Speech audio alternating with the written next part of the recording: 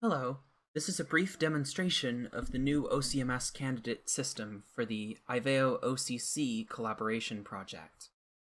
To access the page, browse to xa.ivao.arrow/ocms.php.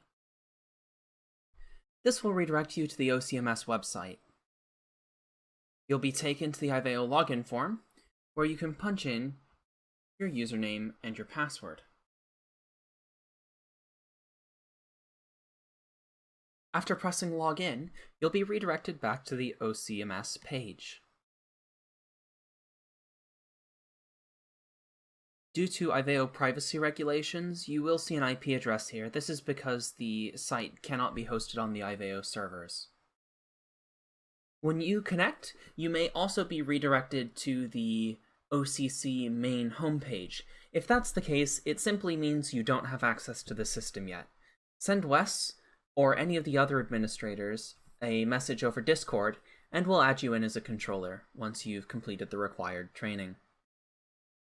From here, you can see all of the airplanes that have any fix within a few rectangles drawn over the Atlantic Ocean.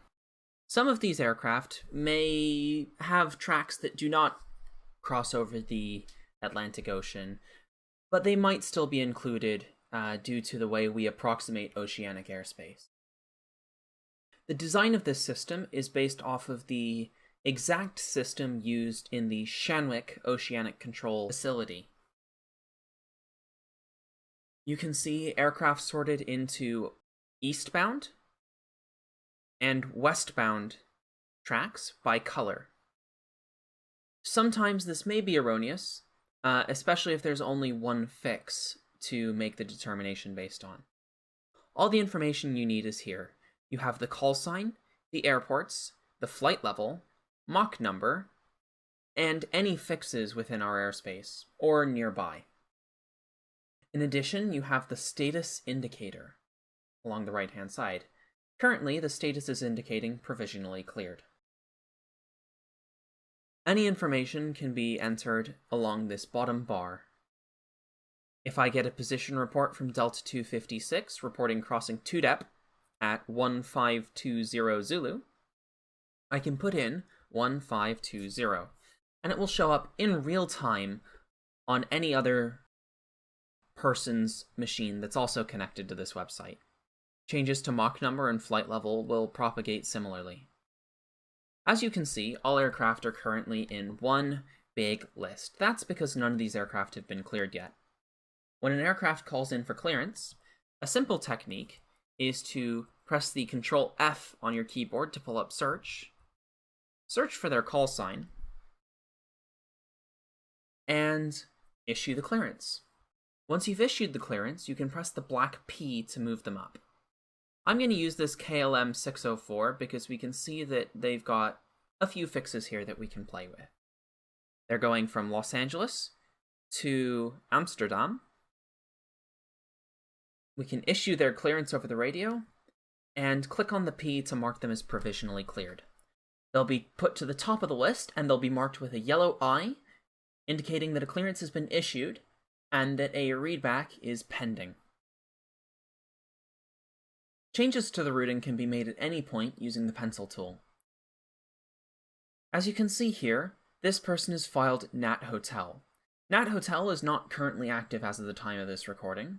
However, one could copy in Nat Hotel and replace it in the route, and it would reflect on all other control systems. Once the pilot has read back the clearance, you can again click the yellow I to acknowledge the clearance. They'll then be sorted based off of which track they're using. Pilots on random routes will be included between the pilots on the published tracks and the pilots who are pending clearance. I'll use this as an example. We can see that this pilot is on a random routing, thus they've been put below. If you wish to view a route at any point, simply click on any of the fixed names. This will open up the relevant portion of the route in SkyVector. You can analyze roughly the trajectory that the pilot is taking, and you can see what portions of the route might matter to you. This will only show portions of the fix that are shown in the route, plus the airports on either end. That way you don't have to worry about the clutter of other portions. Additionally, if a pilot has filed a NAT track that is no longer valid, for instance with the NAT Hotel example earlier, if it's still cached on SkyVector, you can simply click it and copy-paste the relevant portion of the route.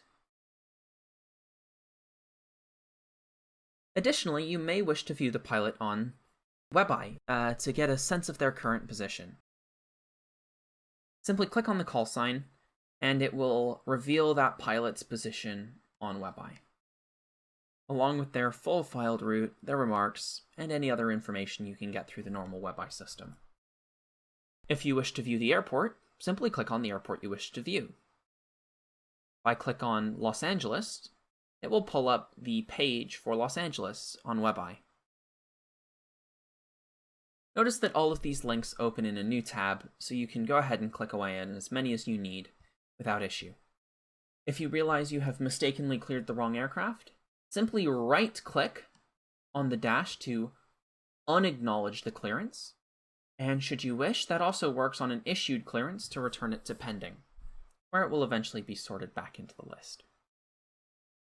The clock on the top left is kept to Zulu time within 15 seconds.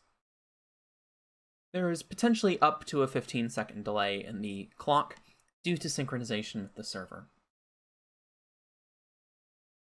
Additionally, you will see your VID and potentially your status on the top right-hand side.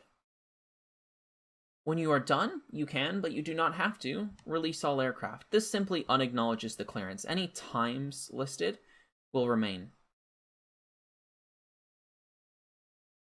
If there's an event, or if you're coming online and you've already checked and issued all the clearances, you can also use the convenient Issue All and Acknowledge All buttons to sort all of the aircraft.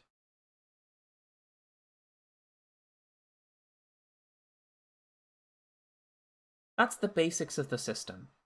For administrators, there are certain additional functionalities available, but this is the core of it for our users. Hopefully that's helpful. If you have any questions, feel free to reach out to me through Discord or email, and I'll get back to you as soon as I can. Good luck and happy controlling!